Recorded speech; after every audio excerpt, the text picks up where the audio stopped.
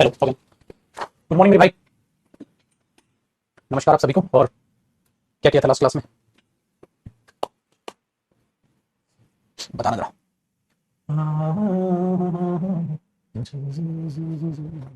Conjunction.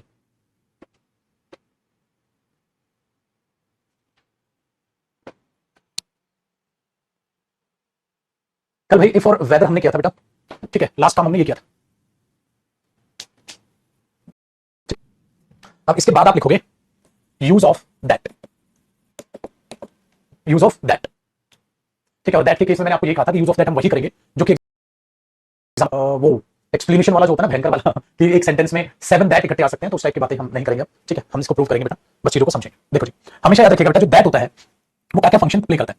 सबसे पहले अगर आप दैट के कॉन्सेप्ट को समझने की कोशिश करते हैं, तो जो दैट होता है उसका एक फंक्शन होता है, ऐसे लिखना उसको कॉन्सेप्ट, उसका यूज नंबर 1। इस पहले कॉन्सेप्ट में यार क्या लिखूं, ऐसे लिखो, यूसेज ऑफ दैट। दैट के यूज, पहला यूज, जब आप दैट को यूज करते हैं बेटा, तो आप दैट को यूज करते हैं एज अ प्रोनाउन। क्या बात है साहिल भाई, अरे वो ओहो, ठीक है। देखो बेटा, तो हमने बोला प्रोनाउन यूज होता है। अगर प्रोनाउन बनाना हो तो जैसे आपने ये बोल दिया ना, दैट वाज माय टेबल, वो मेरी टेबल थी।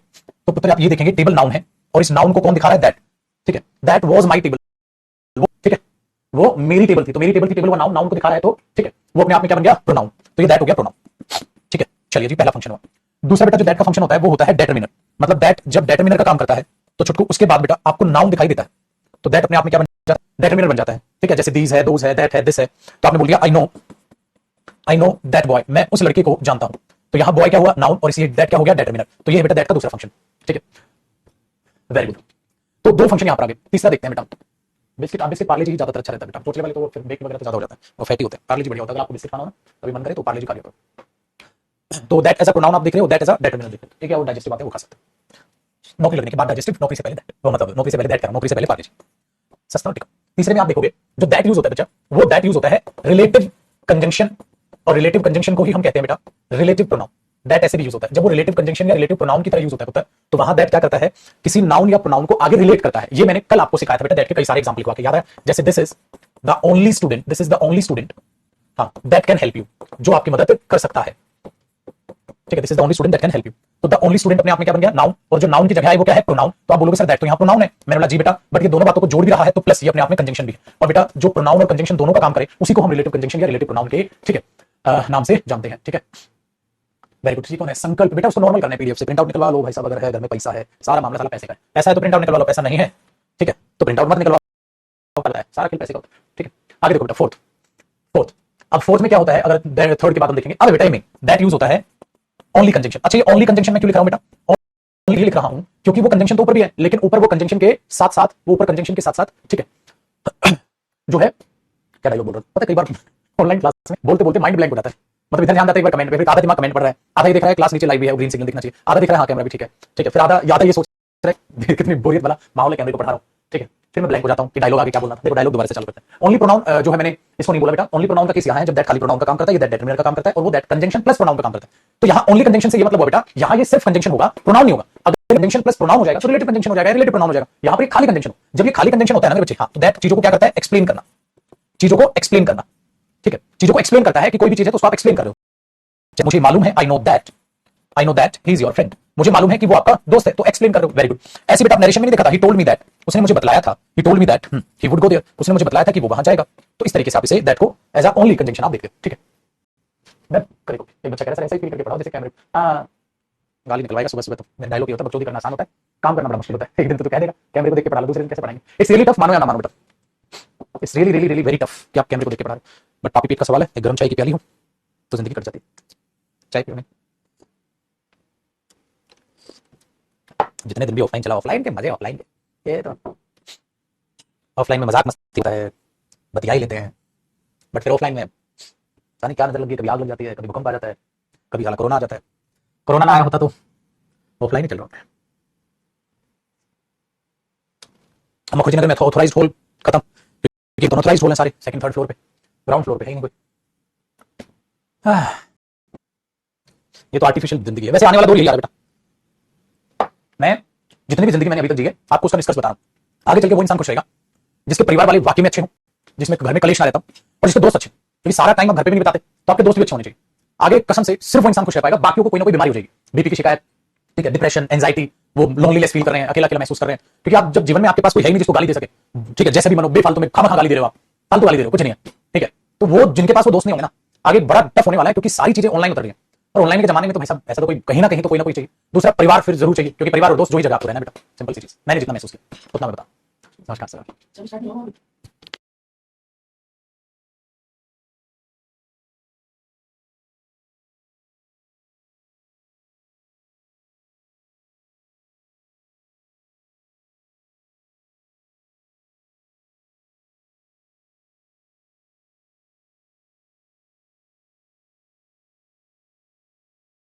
अच्छा, आप पेपर में एरर क्या, एरर इंटरफेस तो नहीं आएगा बेटा, एरर इस पे बेस्ड आ जाएगा बेटा, ये काला तो एरर इस पे बेस्ड आ जाएगा। एरर क्या आ जाएगा कि दैट वर्सेस इफ और वेदर, कि इफ वेदर और दैट पर बेस्ड भाई एरर पेपर में ये है, ठीक है ना, दैट और इफ और वेदर। बेटा दैट हमेशा कोई भी चीज जब आपको क्या होगी, नॉन होगी, जब वो चीजें आपके लिए क्या होगी, सर्टेन होगी, जब आप किसी चीज को क्या करोगे, एक्सप्लेन करोगे, बेटा उसके लिए होता है दैट। आज जब आप किसी चीज को एक्सप्लेन करते हो कि क्या है, ठीक है। इफ वेदर क्या होगा, जब वो चीज आपके लिए अननोन होगी, जब वो चीज आपके लिए अनसर्टेन होगी, कंफ्यूजन में होगी, आप पता नहीं क्या है, ठीक है, तो एक्सप्लेन नहीं होगी, नॉट क्लियर। भाई एक्सप्लेन करने का मतलब होता है चीजों को साफ साफ बता दो, इसका मतलब नॉट क्लियर, ठीक है। अब जरा बात को बड़े ध्यान से सुनिए मेरे भाई, सर इनका मतलब क्या है, देखो अगर मैं ये बोल दूं I know that if whether he will go there, मुझे मालूम है कि वो वहां जाएगा। देखो बेटा अब नहीं मालूम है, आपको मालूम है कि नहीं मालूम, आपने बोला मालूम है सर, बताता रहा हूं, मालूम है बेटा, तो चीजें क्लियर है, आप सटीन है, एक्सप्लेन कर रहे हो, नॉन है। लेकिन अगर छुटकू पाजी मैं ऐसे लिख दूं I do not know that if whether he will go there, मुझे नहीं पता कि वो वहां जाएगा। बेटा बताओ आपको पता है, सर नहीं पता, तो मतलब इस बात को लेकर आप श्योर नहीं हो, तो या तो इफ या वेदर दोनों सही है बेटा, दोनों सही है। हेलो भाई साहब, हाँ वो बात नहीं लेनी, दोनों सही है, ठीक है। आगे देखना पहला एग्जांपल। दूसरा आपने बोला आई हार्डली नो, अब आप हार्डली नो कहते हो तो बेटा हार्डली नो, ठीक है, या ऐसा कर दो, एक मिनट वर्ब चेंज करते, नो तो हो गया, आई डाउट, मुझे डाउट है, I doubt that if whether he will go there. तो एक बात बताओ भाजी, अगर आपको डाउट है कि वो वहां जाएगा कि नहीं जाएगा, तो सोचिए, अगर आपको डाउट है, अगर आप डाउट में है तो श्योरिटी पे तो नहीं है, आप डाउट में है तो बेटा दैट नहीं, इफ या वेदर दोनों आ जाएगा। चलो फोर्थ एग्जांपल, अगर मैं ये बोल दूं आई डू नॉट डाउट, तेरे भाई को कोई संदेह नहीं है, बोले तो मुझे कोई संदेह नहीं है, ठीक है, कि ही विल गो देयर, मेरे को कोई संदेह नहीं है कि वो वहां जाएगा। जब डाउट नहीं है तो श्योर हो तो दैट कैच। एक चीज और देखो, अगर मैं बोल दूं आई सेल्डम डाउट, आई रियरली डाउट, ठीक है, आई हार्डली डाउट, कई बार ये होता है ना बेटा, ऐसे लिख लेते हो आप, हार्डली मुझे ना के बराबर डाउट है, तो अगर मुझे ना के बराबर डाउट है तो मैं श्योरिटी की तरफ ज्यादा हूं, तो इस केस में भी बेटा दैट आएगा फिर इसके साथ, इफ गलत और वेदर गलत। मेरे को ना के बराबर डाउट है कि वो वहां जाएगा, इसका मतलब ना के बराबर डाउट है तो आप श्योरिटी की तरफ बहुत ज्यादा होगे ना भाई, तो वहां पे क्या वेदर में लगाओ भाई साहब, ये बस आपको दिमाग खोलना। इसी को बच्चा कई बार रटता भी है ना, नेगेटिव अगर डाउट के साथ हो तो दैट आएगा, अगर डाउट होगा तो इफ या वेदर आएगा, ऐसे मत रटना, चीजों को समझ। तो श्योरिटी की तरफ हो तो आप ये लगाओ, ये बेटा इफ और वेदर पे मैंने बता दिया था, अगर और आ जाए तो वेदर है, वरना इफ और वेदर दोनों सही, अगर और नॉट आ जाए ना फिर तो भाई वेदर आ जाएगा, ठीक है भाई। तो ये चीज अपने दिमाग में रखिएगा, टारा टारा। और बताओ भाई, मस्तानी लाइफ,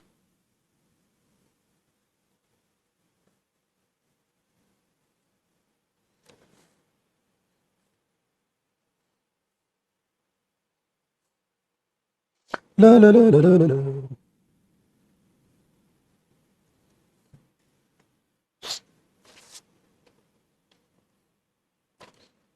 ठीक है बेटा, आस्क वर्ब मैंने कल आपको बताई दी थी,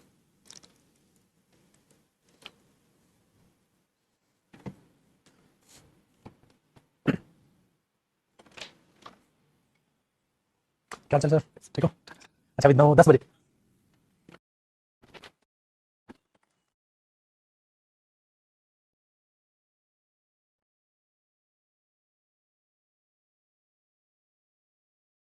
सबसे ज्यादा जरूरी है भाई, मैं अभी ज्ञान बांट रहा हूँ बच्चों के, दोस्तों को बड़ा जरूरी है। अरे बाल क्यों कटवा लिए, टूट रहे थे? अच्छा कोई एक्सपायर कर गया लगा, आ जाओ बेटा। अच्छा अरे माइक ऑन नहीं था अभी, ठीक है भाई।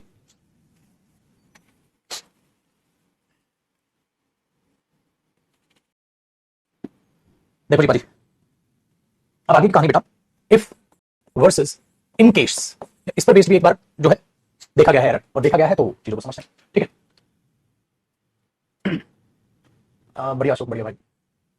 देखना इफ और इन केस में पता क्या है, जो इफ है ना वो आपको पता है कंडीशन को दिखाता है, और जो इन केस है ना वो कहीं ना कहीं जब आप कोई चीज प्लान करके चलते हैं ना, कि आप एडवांस में कोई ना कोई प्लानिंग कर रहे हो कि ऐसा होगा, एडवांस में कोई प्लानिंग कर रहे हो, तो उसके लिए आप लगा के चलते हो इन केस, भाई है कि नहीं।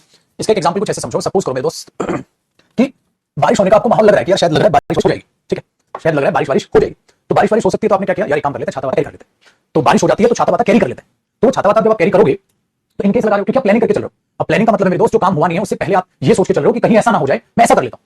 तो जब आप चीजों को प्लान करके चलते हैं वो इनकेस है, और कंडीशन थोपते हैं, अगर ऐसा हुआ तो ऐसा होगा, उस केस में आप इफ लगाते हैं।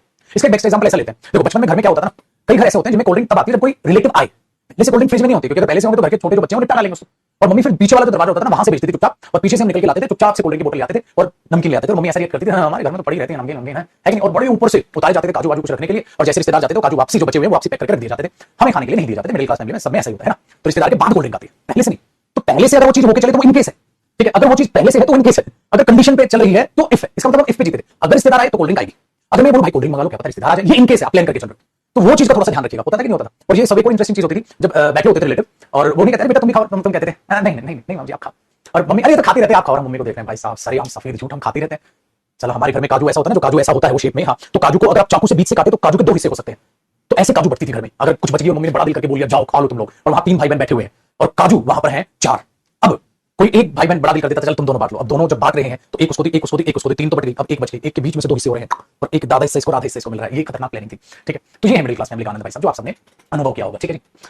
तो वो चीज यहां पर बनती है। अब ऐसा तो कोई नहीं है ना तुम में से जो चांदनी चौक में पिताजी की दुकान मस्तानी लाई होगा ना हिसाब से, तो ये चीज आपके दिमाग में बैठती है भाई साहब। देन तो इन केस इफ में यही फर्क है। So we will buy some fruit if our relatives come, हम फ्रूट खरीदेंगे अगर रिलेटिव आते हैं, तो अगर आए तो रिलेटिव फ्रूट खरीदेंगे, इसका मतलब नहीं आया तो we will buy some fruit in case our relatives come. हम थोड़े फ्रूट खरीद लेते हैं, क्या पता रिलेटिव आ जाए, मतलब पहले से प्लान करके चल रहे हो, क्या पता रिलेटिव आ जाए, फ्रूट ले लेते हैं। तो यहां प्लानिंग है, वहां पर कंडीशन, अगर ऐसा हुआ तो होगा, ऐसा नहीं हुआ तो नहीं होगा, ठीक है भाई, वेरी गुड। अब यही देख लेते हैं, तो मैंने बोला we will buy some fruit, we will buy some fruit if our friends come, अगर हमारे दोस्त आते हैं तो हम बाय फ्रूट खरीदेंगे। लेकिन अगर मैं सेम लिख लूं we will buy some fruit in case our friends come, भाई दोनों में फर्क समझ में आ गया। तो बेटा है तो दोनों ही सेंटेंस सही, लेकिन दोनों में फर्क है कि वहां पर बंदा कह रहा है अगर रिलेटिव आए तो फ्रूट खरीदेंगे, और वहां पर कह रहा है भाई फ्रूट खरीद लो, क्या पता रिलेटिव आ जाए, क्या पता रिलेटिव आ जाए। तो ये दोनों में फर्क है जो आपको समझ के चलना है कि नहीं, मानते कि नहीं मानते बात को, हेलो भाई साहब, ठीक है। तो ये चीज यहां पर बन गई। अच्छा आगे सुनिएगा, लेकिन इस पर एरर कैसे बन जाएगा, एरर पता कैसे बन जाएगा बेटा, एरर कैसे बन जाएगा, एरर ऐसे बन जाएगा, कैसे बनाया एरर, हाँ देखो, we should have an extra player in our team if a regular player gets hurt, हमारी टीम में एक एक्स्ट्रा प्लेयर, अच्छा टीम में एक्स्ट्रा प्लेयर होना चाहिए अगर रेगुलर प्लेयर को चोट लगती है तो, इसका मतलब अगर रेगुलर प्लेयर को चोट लगी तो एक्स्ट्रा प्लेयर आएगा, है ये कोई बकवासबाजी नहीं हो गया, इसका मतलब चोट लगी तो एक्स्ट्रा प्लेयर आएगा, तो चोट नहीं लगी तो नहीं आएगा। अरे यार ऐसे थोड़ा ना भाई साहब, आप ऑस्ट्रेलिया में टूर पे गए हुए हो क्रिकेट में, कहते हैं यार एक्स्ट्रा प्लेयर चाहिए, बुलाओ इंडिया से तो ये चीज तो प्लानिंग अच्छी लगेगी ना यार, कंडीशन तो नहीं अच्छी लगेगी, तो बेटा पेपर में आप यहां इनकेस लगाओ, ठीक है। अगर मैं इसी क्वेश्चन को आगे बढ़ा दूं, ठीक है, द एक्स्ट्रा प्लेयर, वो जो एक्स्ट्रा प्लेयर हमने लिया है, the extra player will get a chance to play, extra player को चांस, या in case a regular player gets hurt, काम उल्टा हो गया, कह रहा है उस एक्स्ट्रा प्लेयर को चांस तब मिलेगा खेलने का, क्या पता रेगुलर प्लेयर को इंजरी, अरे नहीं, अगर रेगुलर प्लेयर को चोट लगती है तो उसको चांस मिलेगा, अदरवाइज नहीं मिलेगा। ये बेस्ट एग्जांपल है इफ और इन केस को समझने के लिए।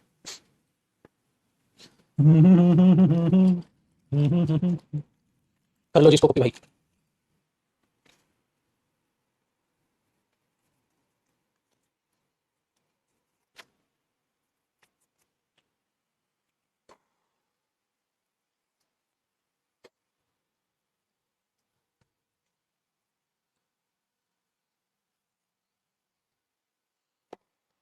ठीक है आगे देखो।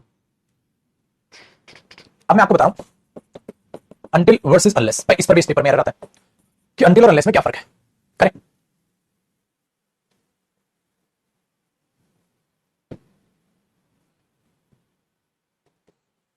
इसके बाद कौन से टॉपिक बचे, इसके बाद तो शायद बस आर्टिकल बचा है, क्वेश्चन टैग बचा है, मतलब 15 दिन का काम बचा होगा बेटा, दिन का काम बचा होगा, आर्टिकल बचा है, क्वेश्चन टैग बचा है, और सब्जेक्ट ऑफ एग्रीमेंट तो उसकी तो प्रैक्टिस करनी है, वो बचा है, सुपरफ्लुअस, ये आपके छोटे टॉपिक बचे।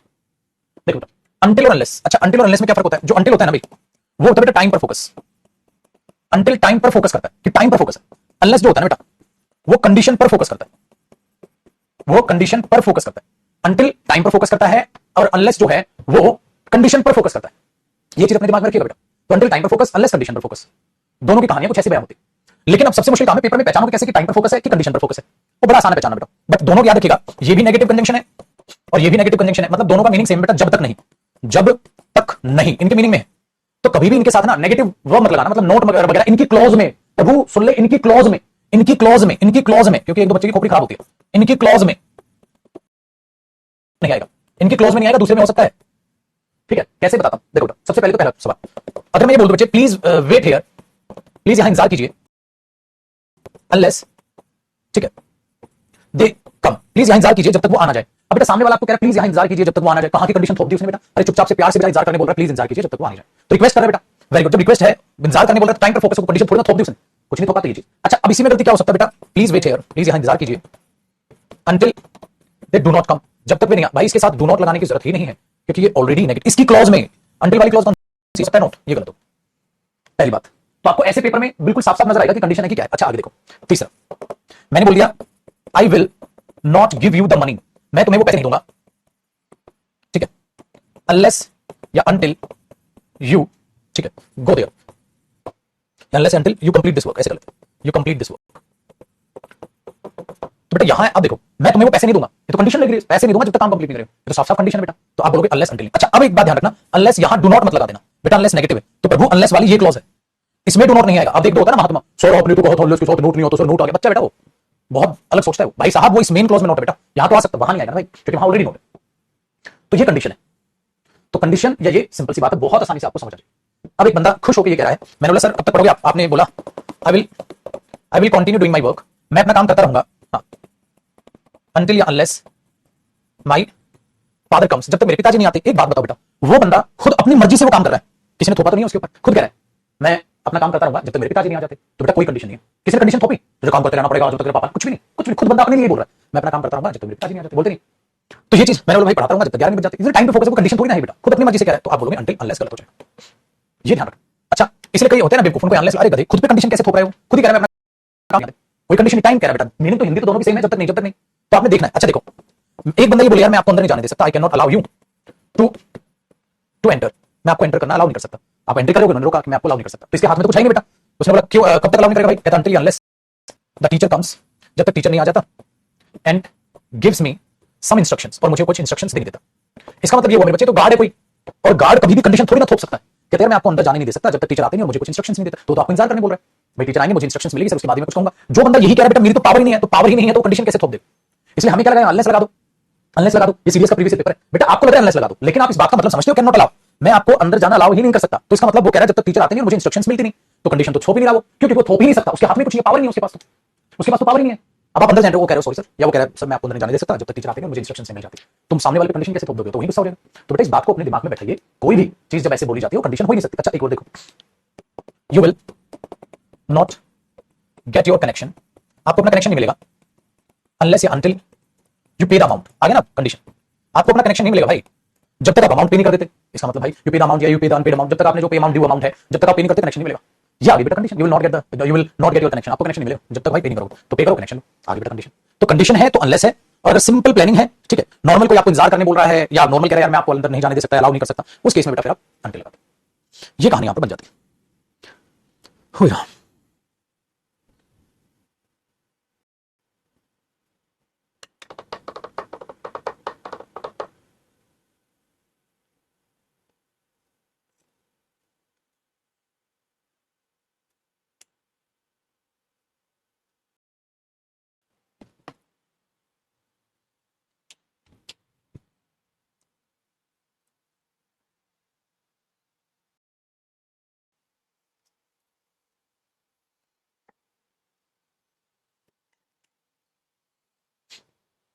ठीक है भाई।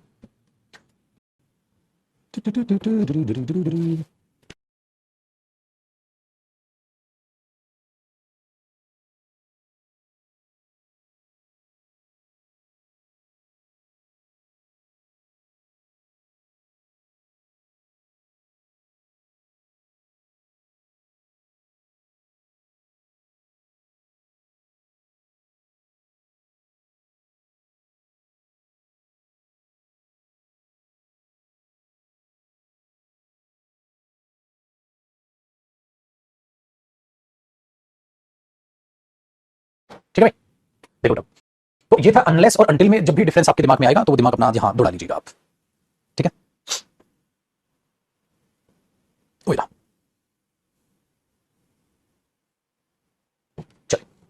अब आपको मैं ये बता देता हूँ, नीचे जिसका ओपनिंग हुआ बट एक बात लिखिएगा, if plus not versus unless, दोनों में फर्क होता है बेटा। दिखने में वो सेम मीनिंग लगता है लेकिन दोनों में एक फर्क होता है। या कहां कहां ये सेम मीनिंग दे सकते हैं। अनलेस का मतलब है there is no other way, there is no other way, कोई भी दूसरा तरीका नहीं है, दिस इज द ओनली वे।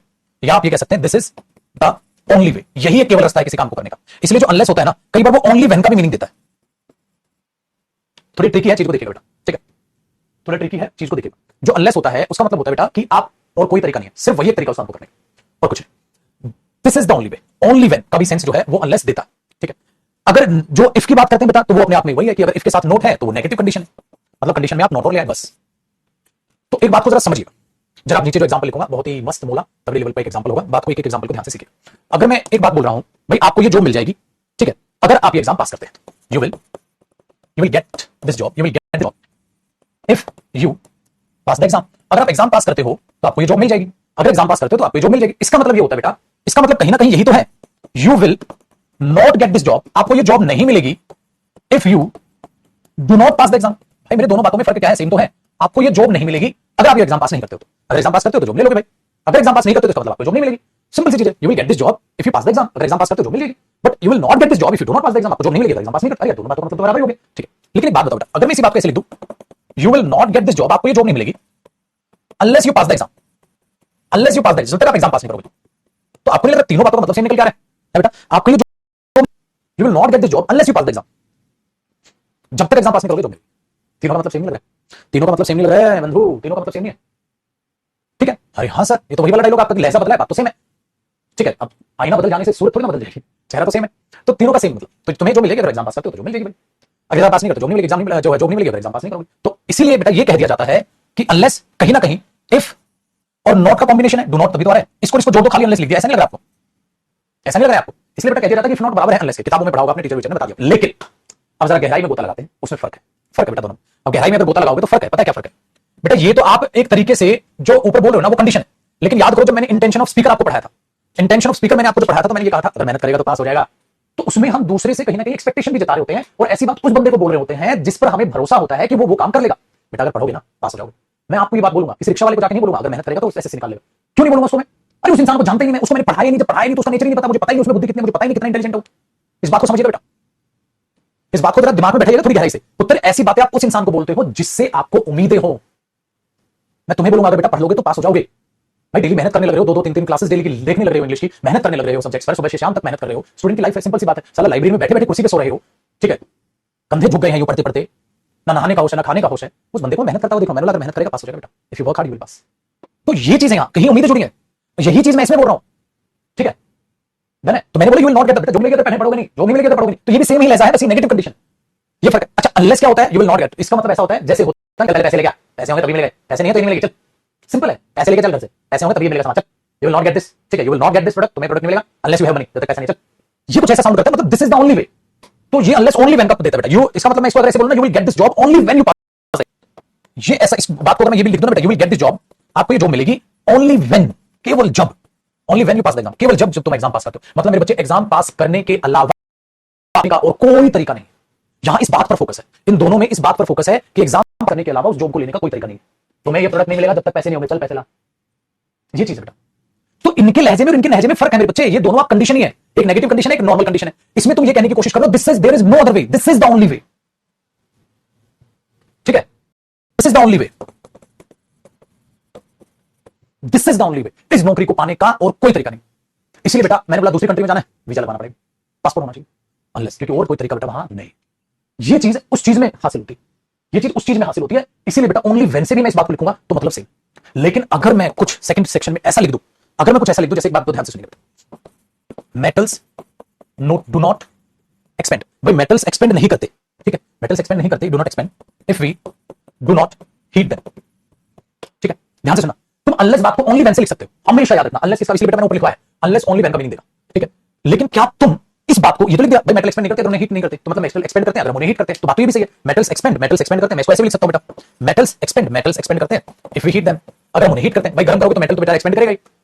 हाँ, लेकिन क्या मैं इस बात को ऐसे लिख सकता हूं बेटा, मेटल्स एक्सपेंड, ठीक है, या ऐसे कर लेते हैं, metals do not expand, metals expand नहीं करते अनलेस वी हीट देम, जब तक हम उनको हीट नहीं करते, वो एक्सपेंड नहीं करते। एक बात अब मैंने आपको बताया बेटा अनलेस तब सही है जब उस बात को आप ओनली व्हेन से भी लिख सकते हो। देखो क्या तुम उसको ओनली व्हेन से लिख दोगे, मेटल एक्सपेंड्स ओनली व्हेन से बनाओ, जैसे ये तो ओनली व्हेन से लिख पा रहे थे, क्या तुम उसको ऐसे लिख दोगे मेटल्स एक्सपेंड करते हैं ओनली व्हेन, केवल जब जब हम उन्हें हीट करते हैं। यार बात ये गलत नहीं है बेटा, क्या सिर्फ मेटल तभी एक्सपेंड करते हैं बेटा जब हम उन्हें हीट करते हैं? अच्छा एक बात बताओ, नीचे एक मेटल रखो और उसको ऊपर से हथौड़ा मारो, एक मेटल रखो और उसके ऊपर से आप हथौड़ा मार दो, तो क्या वो एक्सपेंड नहीं करेगा? मेटल रखो हथौड़ा मार दो, क्या वो एक्सपेंड नहीं करेगा? करेगा। तो ये क्या बकवास है? मैंने बोला देख भाई ये बात यहां हजम है, तेरे को नौकरी जब मिलेगी जब केवल जब जब आप एग्जाम निकाल, इसका मतलब नहीं मिलेगी, लेकिन केवल जब नहीं भाई, ये बात तो नहीं बची, तो बेटा ये भी गलत है फिर। अनलेस से सिर्फ वही बात लिखी जा सकती है बेटा जब आप वो बात ओनली व्हेन से लिख सकते हो। अगर आप वो बात ओनली व्हेन से लिख सकते हो अनलेस से लिख सकते हो, अगर आप वो बात ओनली व्हेन से नहीं लिख सकते तो अनलेस भी गलत है। ये है अनलेस और इफ का तड़का।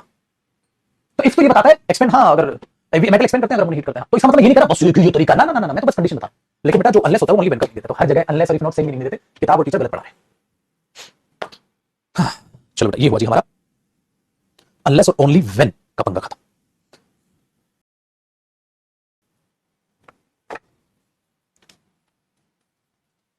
अब आराम से आप कॉपी कीजिए, टेक योर टाइम प्लीज।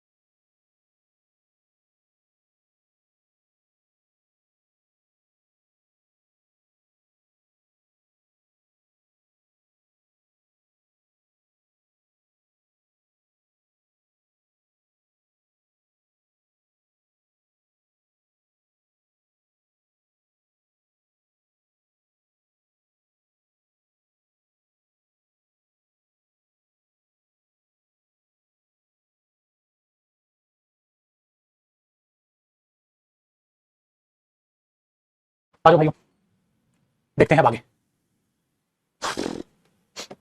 अब है बेटा जो नॉर्मल बच्चों को कंफ्यूजन है वेन वर्सेस वाई, कि सर ये वेन और वाई में क्या फर्क होता है।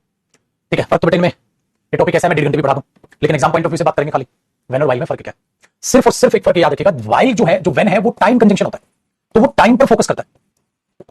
यहां दो एक्शंस जो है ऑनगोइंग प्रोसेस पर, टू एक्शंस ऑनगोइंग प्रोसेस पर, मतलब दो एक्शन एक साथ पैरेलल चल रहे हैं। ठीक है, दो एक्शन एक साथ पैरेलल चल रहे हैं, तो टाइम कंजंक्शन और टू एक्शंस ऑनगोइंग प्रोसेस पर, दो एक्शन एक साथ चल रहे हैं। जब दो एक्शन ऑनगोइंग प्रोसेस ये पैरेलल बना होता है ना, ये कि दोनों एक साथ चल रहे हैं, इस केस में जो है ना वेन गलत हो जाए। इस केस में सिर्फ वाई सही हो। मैं बताता हूं, जैसे ही वॉज प्लेइंग, वो खेल रहा था, ही वॉज प्लेइंग वेन और why his brother was sleeping, जब उसका भाई सो रहा था वो खेल रहा था, तो भाई दो पैरेलल चीजें चल रही हैं, तो आप यहां वेन को नहीं वाई को।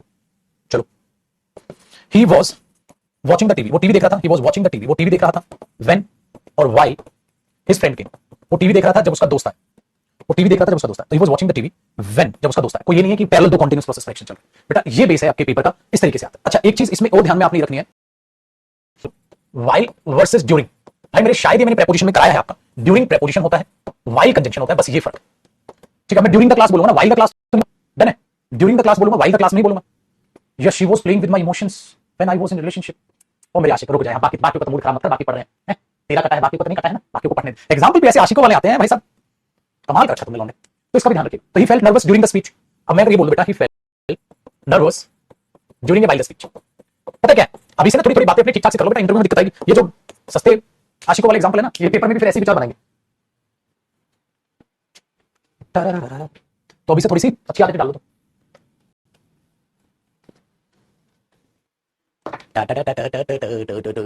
हाँ हाँ, इनको याद आ जाती है ना, वो कहती थी, अभी यूपी में भी तो हुआ है, वो उसने अपनी वाइफ को बेचारे ने मेहनत करके जो है एसडीएम लगवाया, और वो उसकी जो पत्नी है वो अब कह रही है कि दहेज मांग रहे हैं मुझसे। देखा डाल के करना भाई साहब, भरोसे के लायक की दुनिया नहीं रही। अच्छे लोग मिलना ही भाई साहब नामुमकिन के हिसाब से लग रहा है। बताओ, लोन वोन लेके मेहनत की है, इलाहाबाद लेके गया, उनको कोचिंग करवाई, अब एसडीएम लगी करीब 1 साल के बाद, आप कह रही है दहेज मांग रहे, दहेज। वाह भाई कमाल हो गया। हम ऐसे बदलते हैं ना दुनिया के भाई साहब, आप पहचान ही नहीं पाए क्या हो रहा है दुनिया में। क्या सुना है ये केस? हाँ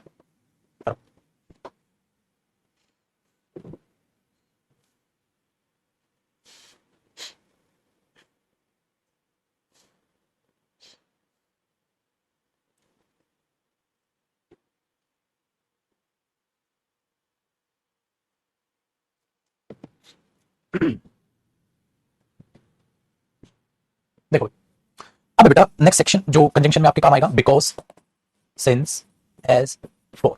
ये चारों ही बंदे ना रीजन की बात करते हैं, रीजन बोल दो या कोज, ये चारों ही कंजंक्शन रीजन या कोज के बारे में बात करते हैं। फॉर भी तो कंजंक्शन होता है।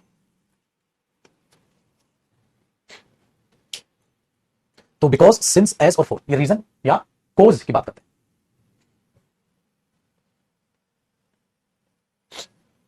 ये बेटा हमारा कंजंक्शन का लास्ट टॉपिक, फिर आज रिवाइज कर लीजिएगा, कल कंजंक्शन को प्रैक्टिस करेंगे। देखो बिकॉज जो होता है ना, वो बना है बेटा बी प्लस कोज, कोज से एक एक करके बात करेंगे। पहले पॉइंट में बिकॉज की बात करते हैं। बी का मतलब होता है होना, कोज का मतलब होता है कारण, कारण का होना। जब भी किसी चीज का कारण बताया जाएगा तो बेटा बिकॉज यूज होता है स्ट्रॉन्ग वे टू टेल, थोड़ा स्ट्रॉन्ग वे टू टेल, मतलब मखौलबाजी नहीं बेटा। सपोज करो कल आपका आना बहुत इंपॉर्टेंट और आप आए नहीं, तो कोज बताइए, ये चीज दिमाग में रखिए, कोज बताइए, कारण बताइए, strong way to tell, strong way to tell, तो वो होता है because, strong way to tell, कारण किसी चीज का बता। इसलिए बेटा कभी भी बिकॉज से शुरुआत नहीं की जाती, क्योंकि भाषा सोचो, भाषा ये होती है पुत्र, एक सुपरफ्लुअस कंजंक्शन भी कराना बेटा इसके बाद, ये मेरे दिमाग से निकलेगा तो याद रखना, सुपरफ्लुअस कंजंक्शन। इसके बाद हेडिंग लास्ट है, इसके बाद एक ये देखिए, तो पहले कारण बता के काम नहीं बताते भाई, पहले काम बताते हैं फिर कारण बताते हैं, पहले काम बताते हैं फिर कारण बताते हैं। तो आप पहले क्या करोगे, मेन स्टेटमेंट लिखोगे, फिर बेटा क्या आएगा, बिकॉज आएगा, और फिर क्या आएगा आपकी स्टेटमेंट, कोई भी आगे। तो इसका यहां कॉमा नहीं होगा बेटा, कॉमा नहीं आता, क्यों? क्योंकि ये कोऑर्डिनेट कंजंक्शन है, सबऑर्डिनेट कंजंक्शन है। तो मेन स्टेटमेंट, बिकॉज और स्टेटमेंट आपके पास डायरेक्ट आ गए। ऐसा नहीं होगा बेटा बिकॉज पहले और मेन स्टेटमेंट बाद, इसको आप पहले नहीं रख सकते, क्योंकि कारण पहले बता रहे हो, स्टेटमेंट बाद में, नहीं गलत।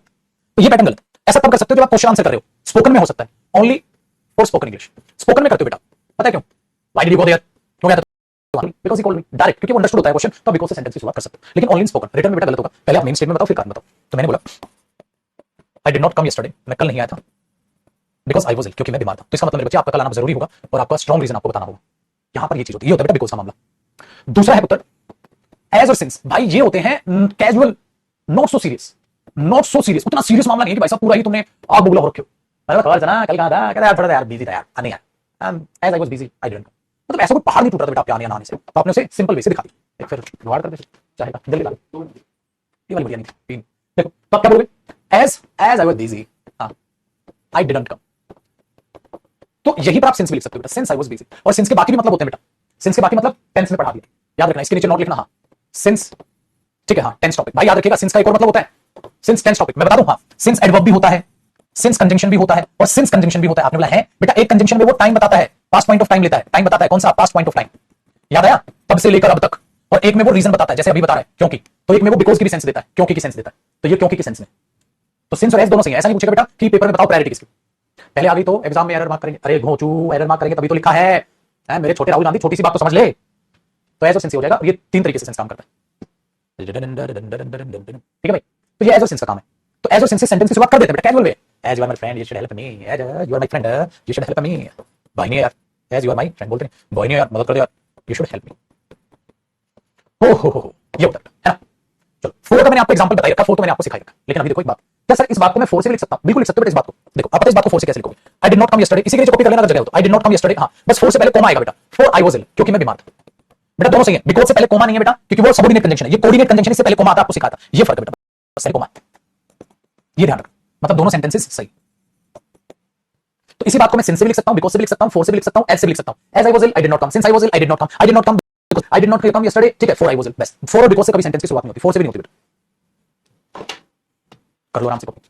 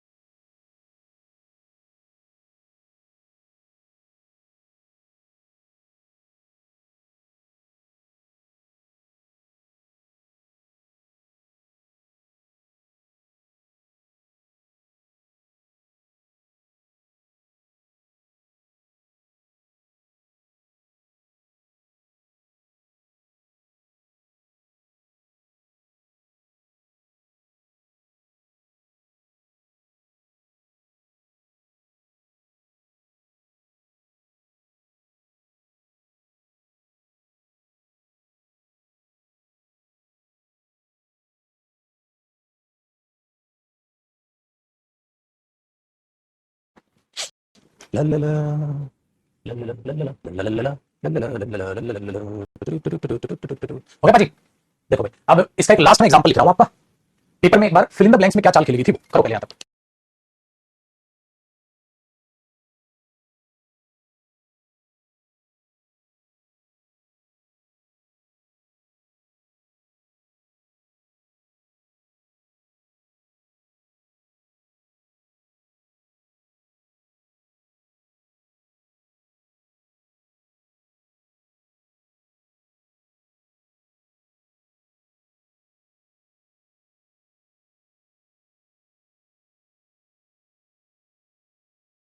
लिख लें, देखो मेरे भाई अब इसका एग्जांपल सीरियस में क्या चाल खेली थी बेटा, वो जो मैंने लास्ट क्लास में एग्जांपल नहीं लिखवाया था वो सीरियस का था, उसमें था he was arrested, fill up he was found stealing. अब बच्चों ने पता है आंख मूंद के क्या किया, बिकॉज लगा दिया, बिकॉज बी ऑप्शन दिया एज, सी ऑप्शन दिया फॉर और डी ऑप्शन दिया सिंस। बेटा अब आप खुद से सोचोगे ना पाजी, आपको खुद से समझ आ जाएगा यार because as for since comma है खत्म, क्योंकि वरना तो चारों सही हो जाएंगे, लेकिन ये कोमे के साथ आएगा, पंगा तो होता है जब विदाउट कोमा होता, तो बिकॉज आ जाता फिर तो पहले से ही हो जाता बेटा। ये इंटरेस्टिंग टास्क है, इसलिए पेपर में दिमाग लगा दिया, उसने कोमा दे दिया, बट ये सबसे तगड़ी हिंट थी कोमा, वरना बिकॉज जो इसका एवरेज था 80% स्टूडेंट का वो बिकॉज मार्क कर, पढ़ाने के बाद पेपर बड़ी मसला है यार, प्रेशर है पेपर में, पढ़ी हुई चीजें गलत हो जाती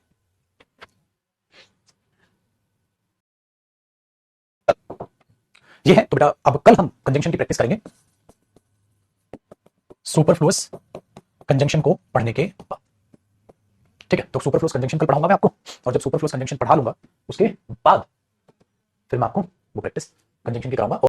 और मेरे हिसाब से तो रिवाइज कर लेना, वैसे जरूरत नहीं है, टॉपिक लुल है, जरूरत नहीं है, संकल्प वैसे करो बेटा, नॉर्मल बेस्ट ऑप्शन तो प्रिंट आउट निकलवा के बताया। तो तूने सुबह सुबह चरस गांजा फूक लिया, एक ही क्वेश्चन को 2 बार आंसर कर रहा हूँ, बट तू मानता ही नहीं। तू कह रहा है जब तक मैं सर की खोपड़ी खराब नहीं कर लूंगा ना तब तक मैं झुकेगा नहीं। और बताओ बेटा, डाउट तो नहीं कोई? तो ज्यादा रिवीजन की जरूरत नहीं है आपको, ऐसे टाइम पास है, नॉर्मल पढ़ लीजिए, ठीक है। और कल सारे क्वेश्चन आपको बना लेंगे, कल जम के प्रैक्टिस करेंगे कंजंक्शन की, खत्म कहानी। और फिर स्टार्ट करेंगे नेक्स्ट टॉपिक, या तो सुपरफ्लुअस, छोटा टॉपिक है, या तो सुपरफ्लुअस कर लेंगे, आर्टिकल बाद में कर लेंगे, या आर्टिकल कर लेंगे, जो भी मैंने, ठीक है। इंटरेस्टिंग है आर्टिकल, भी इंटरेस्टिंग टॉपिक है, बहुत ही जबरदस्त टॉपिक है, और बहुत मजा आता है मुझे आर्टिकल पढ़ा, तो वो कर लेंगे, ठीक है। और बहुत सारी चीजें जो भी मन करेगा वो टॉपिक हम कल स्टार्ट कर लेंगे। तो खुश रहिए बेटा, आबाद रहिए, मेरा आशीर्वाद आप सभी के साथ है, और मेहनत करते रहिए प्लीज, ठीक है। Bye bye, take care. और दूसरा, इंस्टाग्राम पे एक बहुत ही क्यूट वीडियो, जबरदस्त, बहुत अच्छी वीडियो एडिट की है हमारी टीम ने, तो वो वीडियो मैं भी इंस्टाग्राम पे अपलोड करवा रहा हूँ 5-10 मिनट में, उस वीडियो को जरूर देखिएगा, बहुत अच्छी आपको लगेगी, अपने कमेंट्स लिखिएगा, ठीक है। एक अच्छी वीडियो एडिट की है इंस्टाग्राम पे आजकल देख रहे हो, टीम बैठ गई तो मेरी टेंशन कम होगी, इसलिए डेली आपको कोई ना कोई वीडियो जरूर दिखती है। यूट्यूब पर डेली आपको वीडियो दिखती है, यूट्यूब पर डेली आपको वीडियो दिखेगा, ठीक है, पिक्चर वाला वीडियो, और फ्रीजर बॉक्स भी फिर मैं डलवाना स्टार्ट करूंगा, ठीक है। तो खुश रहिए, आबाद रहिए, मस्त रहिए, तंदुरुस्त रहिए, बाय, शाम को मिलते हैं।